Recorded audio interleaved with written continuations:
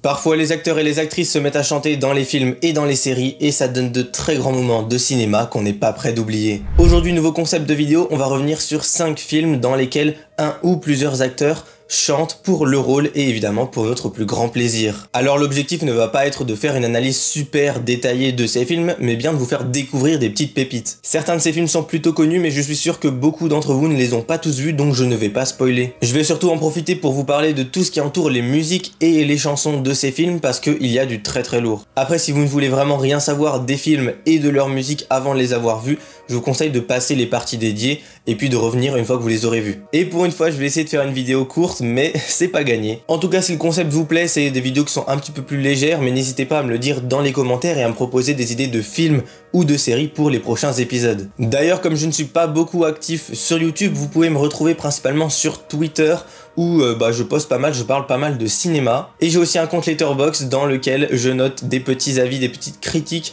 de chaque film que je regarde. En ce moment, je suis pas mal productif.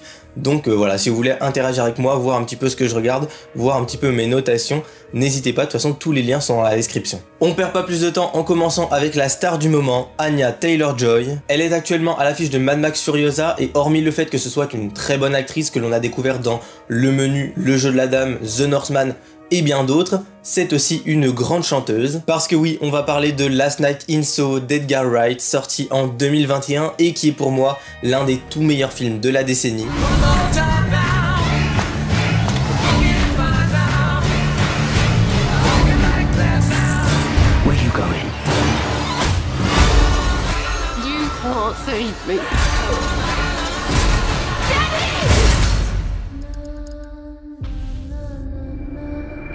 Il est malheureusement passé à la trappe pour beaucoup de monde parce que sorti pendant la période du Covid et donc il n'a pas le succès qu'il mérite. C'est un réalisateur qui adore la musique et qui lui donne une place toute particulière dans ses films, notamment Baby Driver ou la trilogie Cornetto, mais ça peut-être qu'on en parlera un autre jour. En tout cas, son dernier film en date raconte l'histoire d'Héloïse, une étudiante en mode qui est magnifiquement interprétée par Thomasine McKenzie et qui va se retrouver mystérieusement transportée dans le corps d'une chanteuse des années 60, Sandy, interprétée par Anya Taylor-Joy. Alors je suis resté vachement évasif quand je vous ai raconté l'histoire de ce film parce que je trouve qu'il vaut vraiment en savoir le moins possible quand on le découvre, histoire de se prendre une grosse claque et d'être surpris de A à Z. C'est un véritable voyage horrifique et psychologique qui nous tient en haleine d'une manière assez impressionnante. La réalisation est à couper le souffle et l'intrigue va vous happer jusqu'à cette fin incroyable. C'est vraiment un film qu'il faut découvrir sans tarder et notamment pour sa BO de dingue. Évidemment, comme c'est Edgar Wright, on a majoritairement le droit à des needle drops, c'est-à-dire des musiques déjà existantes et qui ont été réutilisées dans le film. On a par exemple Wishin' and Hopin' dont je vous avais déjà parlé dans la vidéo sur Sex Education.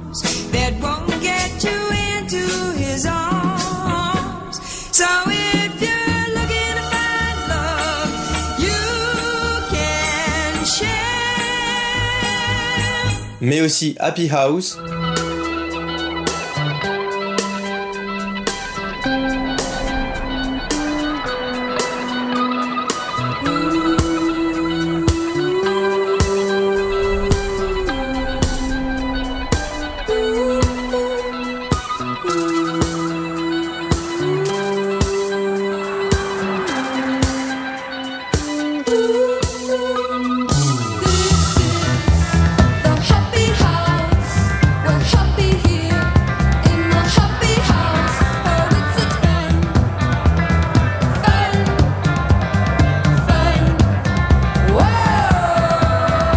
ou encore Héloïse de Barry Ryan qui fait référence au prénom du personnage principal.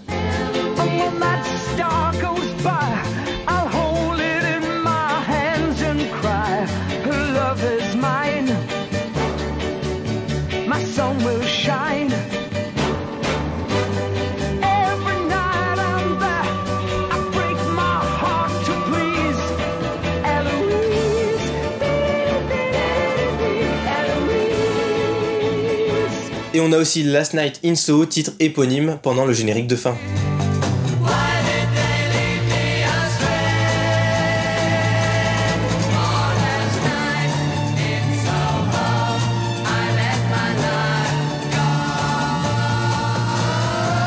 Mais on a aussi un très beau score composé par Steven Price qui rend le film encore plus angoissant.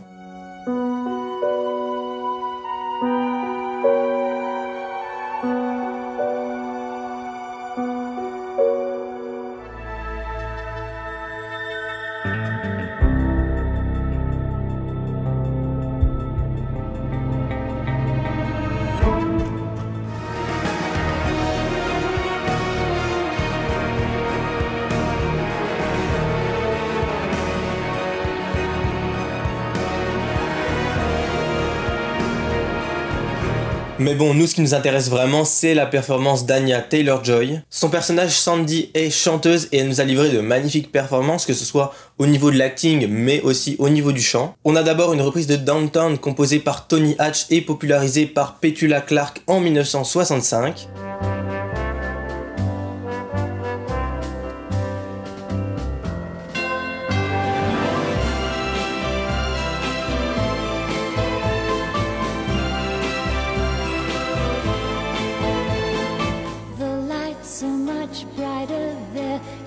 Forget all your troubles, forget all your cares, so go downtown, where all the lights are bright, downtown, waiting for you tonight, downtown, you're gonna be alright now.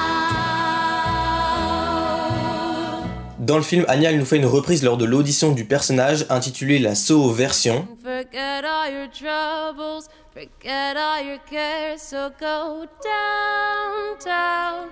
Things will be great when you're downtown. No finer place for sure, downtown. Everyone's waiting for you. Après, comme le film se passe dans les années 60 et que cette chanson a été popularisée dans les années 60, peut-être que ça voulait juste dire que c'est elle qui l'avait créé entre guillemets. Mais il existe aussi 3 autres versions de cette cover. La down tempo qui est utilisée dans le trailer et qui apporte une ambiance un petit peu plus calme et douce parce que ça veut dire tempo lent. So maybe I'll see you there. We can forget all our troubles, forget all our cares, so go downtown. Things will be great when you're downtown. La up tempo, donc tempo rapide, qui est beaucoup plus joyeuse.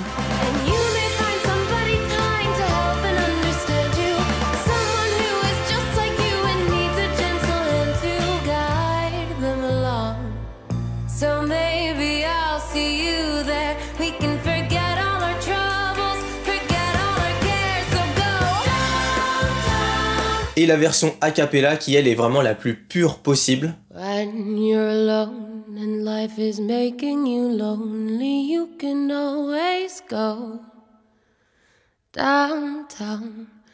When you've got troubles, all the noise and the hurry seems to help, I know.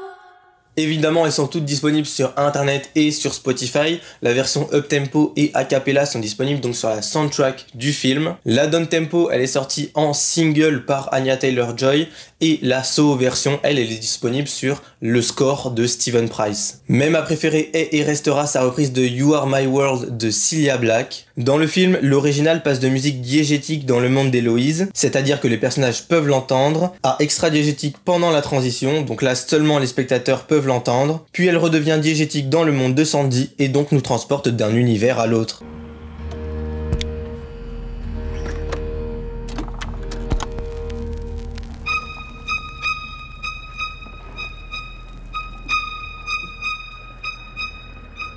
You're my world, you're every breath I take. As the trees reach for the sun above. If our love ceases to be, then it's the end of my world, end of my world, end of my world for me. Et déjà que l'original est incroyable, j'aime encore plus la version d'Anya que je trouve vraiment parfaite et envoûtante. Et je parle toujours de la chanson, hein. You're my world, you're every breath I take. You're my world, you're every move I make. Il y a également une Soho version pour cette reprise et celle-là est vraiment beaucoup plus angoissante, mais la scène elle spoil énormément donc je vous mets juste l'audio.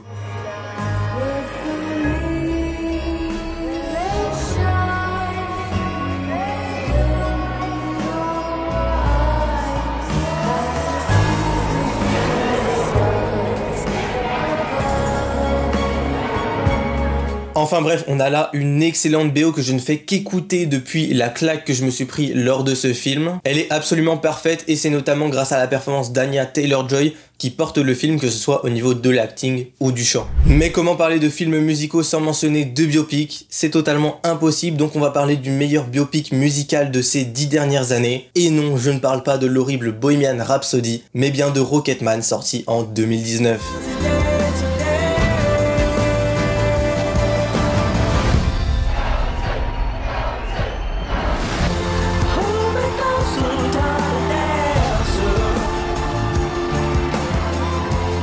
L'histoire d'Elton John est racontée dans un film très bien rythmé qui ne s'embête pas avec tout le côté superflu et qui n'hésite pas à montrer les côtés négatifs de la star. L'aspect comédie musicale permet de donner une signification aux musiques emblématiques d'Elton John en les plaçant à des moments stratégiques de son histoire qui nous permettent de suivre l'évolution psychologique du personnage.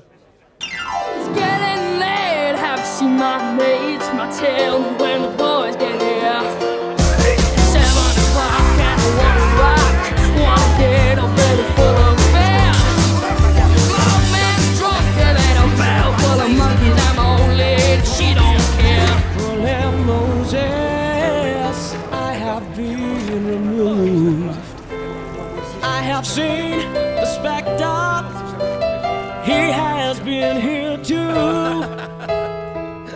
Distant cousin from down the line, random people who ain't my kind. Ballerina, you must have seen her dancing in the sand. Now she's in me, always with me, tiny dancer in my hand.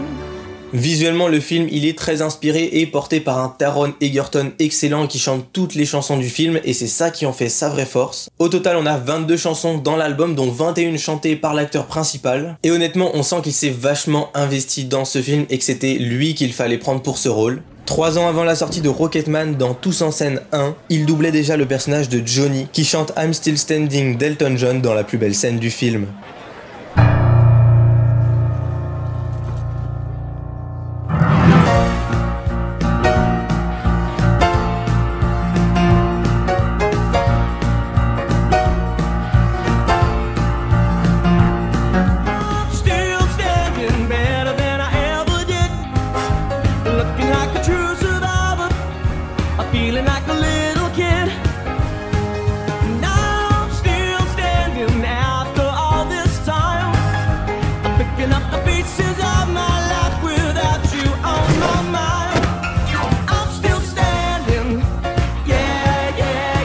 Et ils ont ensuite tourné ensemble dans Kingsman 2 en 2017.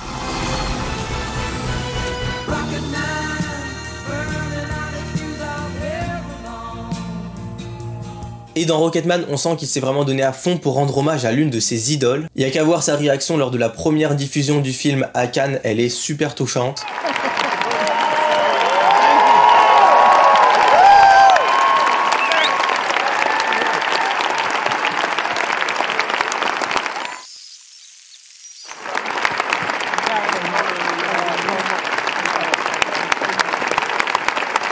Mais je trouve ça dommage qu'on ne parle pas assez de ce film parce qu'il est vraiment génial. Il réussit à apporter beaucoup d'émotions, à aborder des sujets qui sont un petit peu touchy, mais tout en nous donnant envie de danser, et ça c'est quelque chose qui est pas facile à faire. Je vous mets un petit medley de mes passages chantés préférés du film.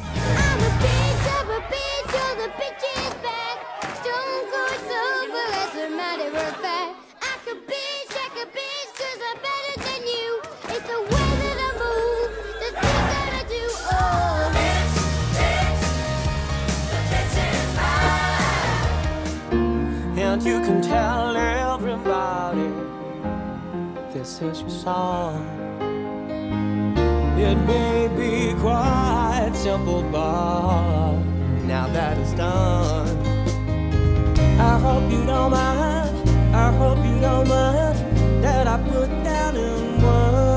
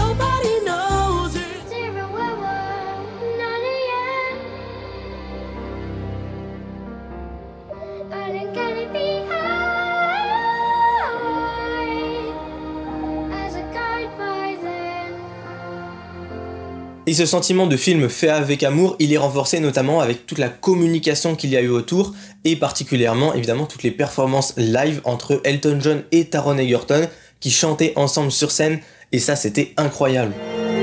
And I think it's gonna be a long, long time till touchdown brings me round again to find I'm not the man they think I am at home. Oh, no, no, no, I'm a rocket man.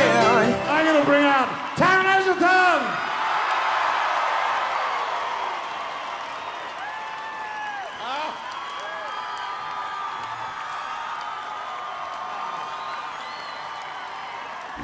And you can tell everybody this is your song.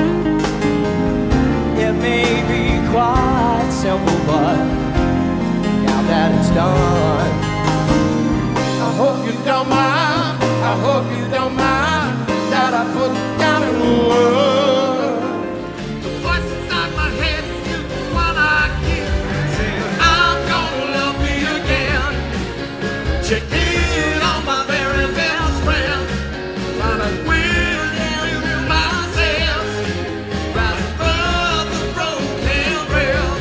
Et d'ailleurs, I'm Gonna Love Me Again est une chanson créée spécialement pour le film, et elle a permis à Elton et son ami Bernie de gagner l'Oscar de la meilleure musique originale, donc ça fait vraiment plaisir. Mais bon, ma chanson préférée d'Elton John reste I'm Still Standing, que j'adore, et là son utilisation était vraiment excellente parce que très touchante, très évocatrice, et en plus de ça, ils ont réussi à reproduire quasiment à l'identique le clip original. Once I never could hope to win. You're starting down the road and leaving me again. The threats you made were meant to cut me down. And if my love was just a circus, you'd be a clown by now. And no, I'm still standing better than I ever did. Looking like a true survivor, feeling like a little kid. Enfin bref, c'est vraiment un très bon film avec une super BO que je vous conseille sans hésiter. Mais bon, on va revenir un peu à Edgar Wright 2 minutes si vous le voulez bien. Je vous ai dit que ce mec adorait la musique, et j'ai fait évidemment exprès de ne pas vous mentionner son deuxième meilleur film, après bien entendu Last Night in Soho, qui est Scott Pilgrim vs. The World. Scott Pilgrim! Prepare to feel the wrath of the League of Evil Exes. Ramona dated twins. At the same time. If you want something bad, you have to fight for it. Step up your game, Scott.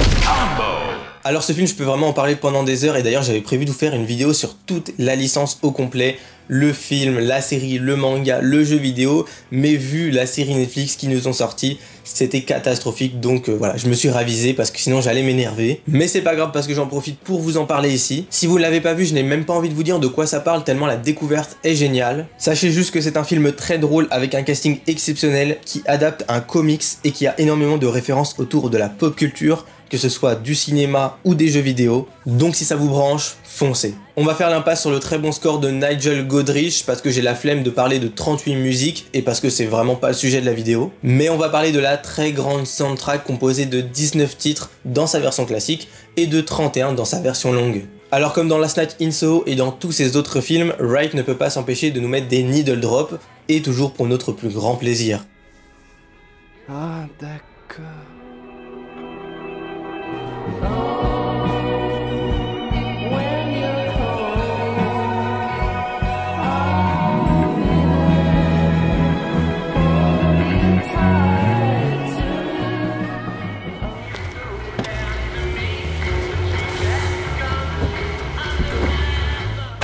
Et il y en a deux qu'il a choisi pour leur titre et leur signification, et ça j'adore. Ça me rappelle un peu les needle drops dont j'avais parlé dans la vidéo Sex Education, parce que tous les choix de musique sont liés à la scène, soit en fonction du titre, soit en fonction des paroles. On a d'abord la chanson Scott Pilgrim du groupe Plumtree, qui est donc à l'origine du nom du personnage principal, parce que l'auteur Brian Lee O'Malley était fan de ce groupe.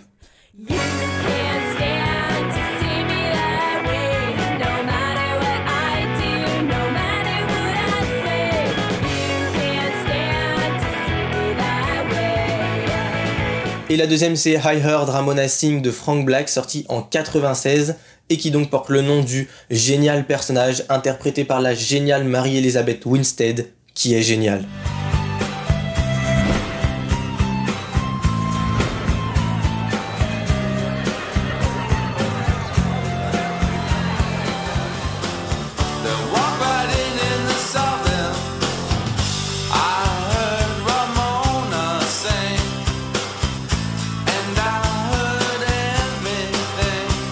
On a donc un album très diversifié dans ses styles musicaux, mais chaque choix est vraiment judicieux et nous rattache à une émotion particulière. Après, on est quand même là pour parler d'acteurs qui chantent, donc on commence avec les Sex Bob-Omb, le groupe de Scott et ses amis.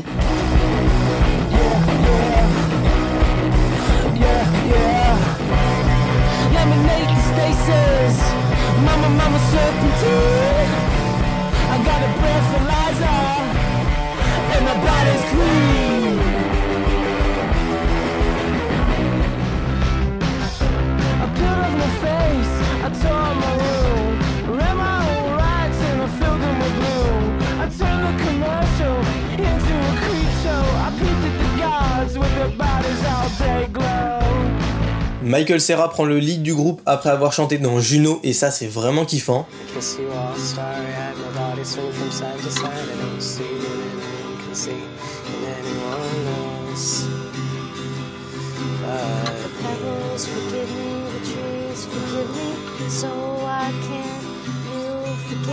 Et ça lui a probablement donné envie de continuer la musique vu qu'il a sorti un album en 2014.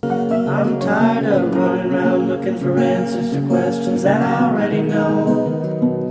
I could build me a castle of memories just to have somewhere to go. 7 months and a week.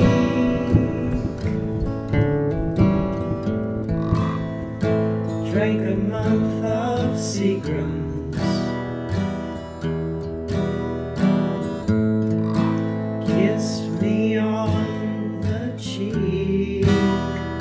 On a donc le droit de vraies scènes de concert qui déboîtent et je trouve que ça fait très garage band anglais miteux et franchement j'adore ça, le son un peu grésillant et tout, c'est assez agréable et c'est assez différent de ce qu'on a l'habitude d'entendre.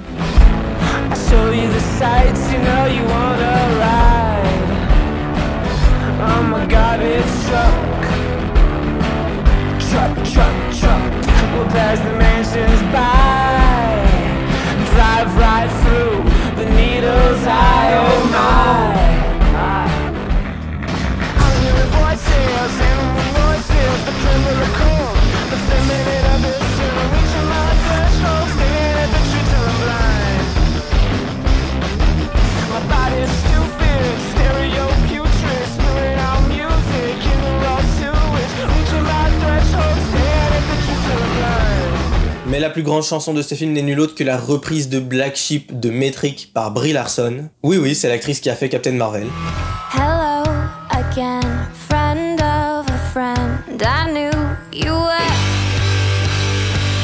Our common goal was waiting for the world to end. You crack the whip, shape shift and trick the past again. Send you my love on a wire, lift you up every time, everyone.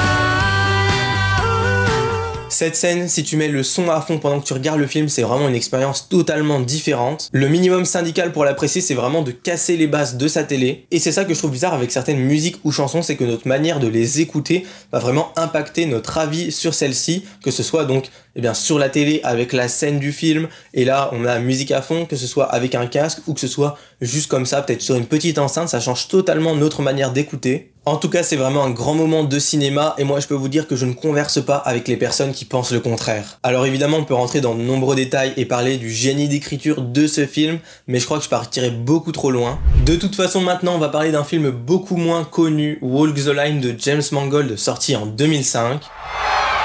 Hello, I'm Johnny Cash.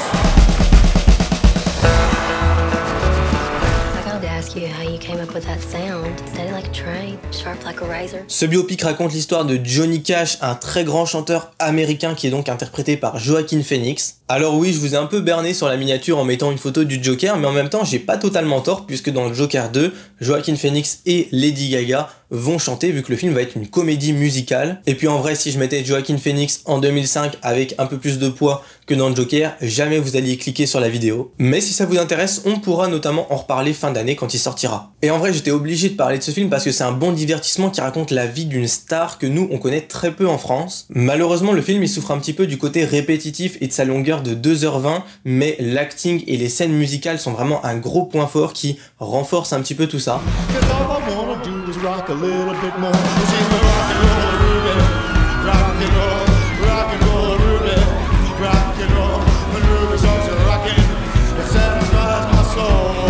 Le duo Joaquin Phoenix et Reese Witherspoon est très touchant et crève l'écran. Et évidemment que les deux acteurs chantent les chansons du film parce que sinon j'en parlerai pas. Toutes les scènes de concert, que ce soit en solo ou en duo, sont vraiment excellentes, mais que ce soit au niveau de la technique, de la justesse de chant, juste de la qualité sonore, on ne s'en lasse pas. Moi vraiment, tu me fais un film de 2 heures uniquement avec ça, je suis content.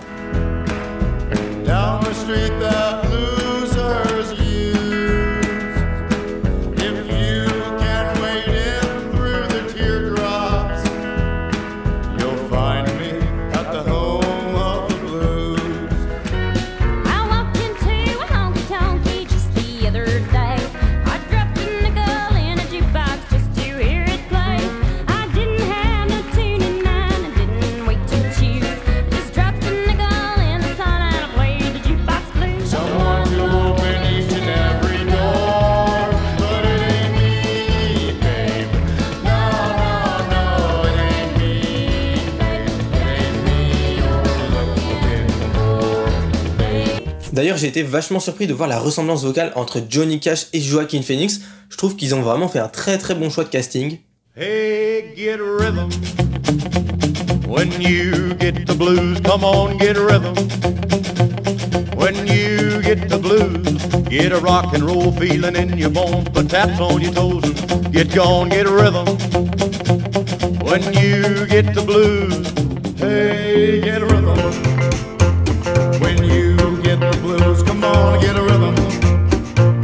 When you get the blues, get a rock and roll feeling in your bones, get taps on your toes and get gone, get a rhythm. When you get the blues. Honnêtement, même si le film ne vous tente pas pour X raisons, donnez-lui une chance et notamment pour les performances musicales. D'ailleurs, vous pouvez retrouver la playlist des chansons du film version Joaquin Phoenix sur YouTube, je vous la mets dans la description.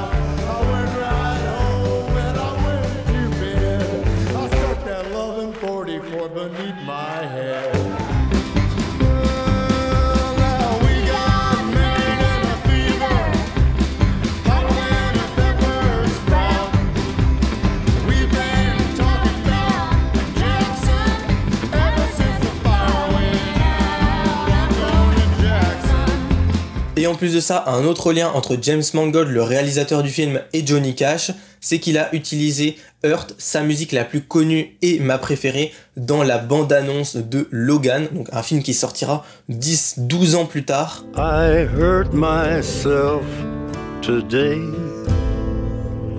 to see if I still feel.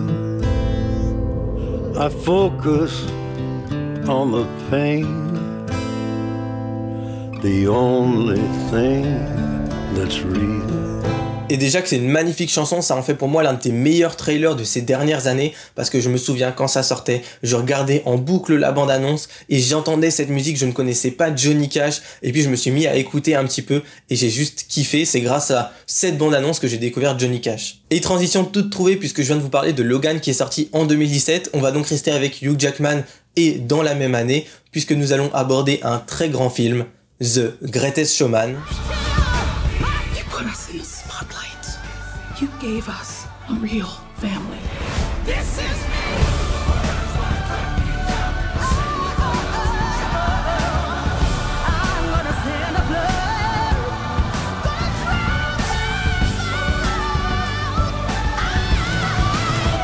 Comme tous les autres films de cette sélection, je l'ai évidemment revu pour préparer cette vidéo et je l'ai tellement plus apprécié qu'au premier visionnage. J'ai vraiment adoré le rythme du film qui, contrairement donc au précédent film, est beaucoup plus dynamique et on ne s'ennuie jamais. L'histoire est évidemment inspirée de la vie du véritable P.T. Barnum mais prend énormément de liberté. Et en soi c'est pas plus mal parce qu'on n'est pas toujours obligé de coller à la réalité si c'est bien fait. Hein, Bohemian Rhapsody? On suit donc un groupe de personnages tous hauts en couleur et interprétés par un casting 5 étoiles, composé de Hugh Jackman, Zac Efron, Michelle Williams, Rebecca Ferguson, Zendaya et beaucoup d'autres. C'est un film que beaucoup ont vu mais je trouve qu'il n'est pas jugé à sa juste valeur. Aujourd'hui on n'en parle plus trop. Les chansons sont toutes importantes et excellentes et en même temps c'est normal puisque ce sont les deux gars qui ont travaillé sur La La Land qui ont écrit ces chansons. Ben Pasek et Justin Paul ont réussi à mélanger la pop, le rock et l'univers de Broadway et c'est grâce à eux qu'on a un album aussi explosif. Au total 11 chansons de folie dans ce film, toutes interprétées par les acteurs. Ou presque. Et oui, parce que Rebecca Ferguson n'a pas chanté Never Enough dans le meilleur passage du film parce qu'elle n'arrivait pas à monter dans les aigus. All the shine of 1,000 spotlights, all the stars we steal from the night sky will never be enough, never be enough. Towers of gold are still too little, these hands could hold the world, but it'll never be enough, never be enough. Ils ont donc fait appel à Lauren Allred qui venait de débuter sa carrière de chanteuse avec une 13e place à The Voice US en 2012.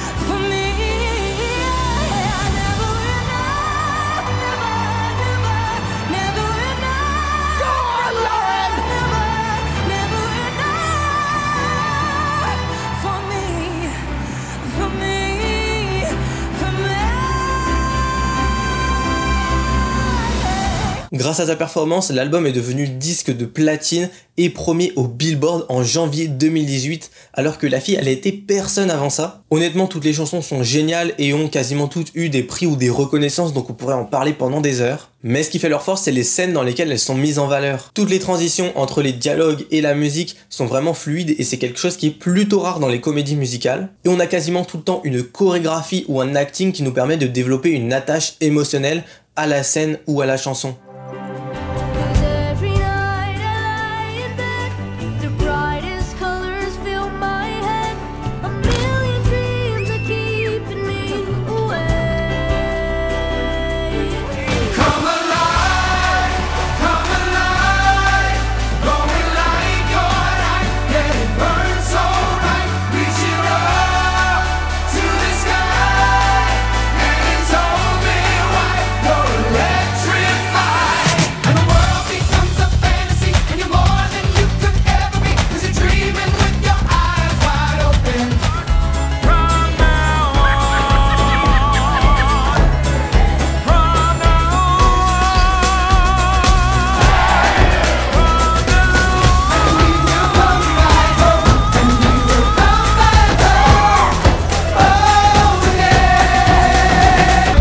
Dites-vous quand même que la chanson la moins populaire de cet album est à plus de 150 millions d'écoutes et que, évidemment, la plus écoutée, elle est à 900 millions. C'est juste dingue. Sauf que ce que vous ne savez probablement pas sur ces musiques, c'est qu'il existe une version alternative pour chacune d'elles. En effet, seulement quelques mois après la sortie du film, un nouvel album, une réédition est sorti dans les bacs. 14 reprises des 11 chansons originales et par des grands artistes comme Panic! At the Disco, Pink, Keisha, Anne-Marie et beaucoup d'autres.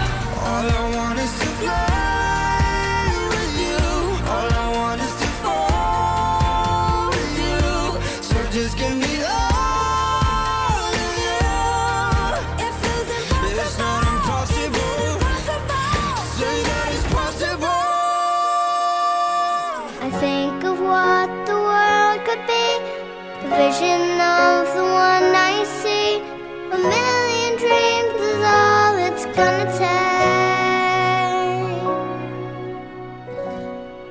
Oh, a million dreams for the world we're gonna make.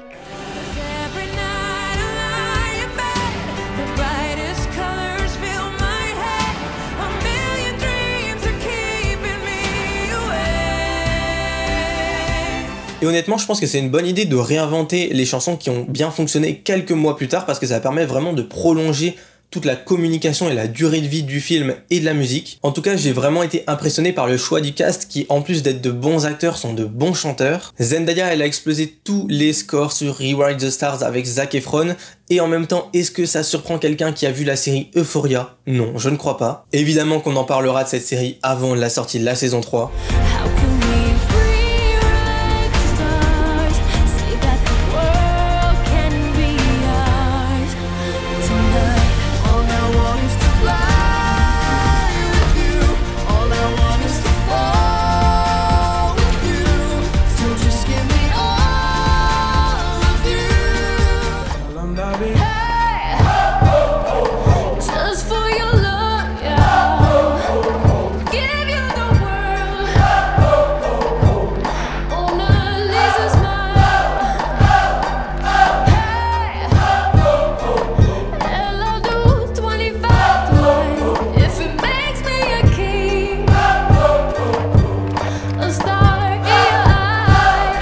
Bon après c'est dans leur veine à tous les deux parce qu'ils chantaient déjà 10 ans avant dans des films Disney Channel et ça c'est plutôt drôle.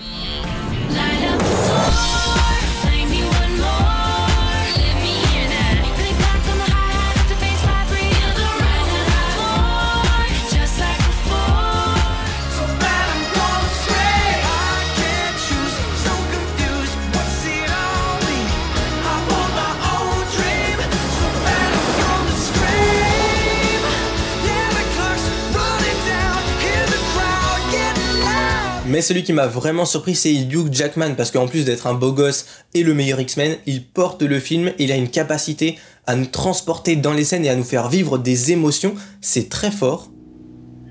If all was lost, there's more I gained, 'cause it led me back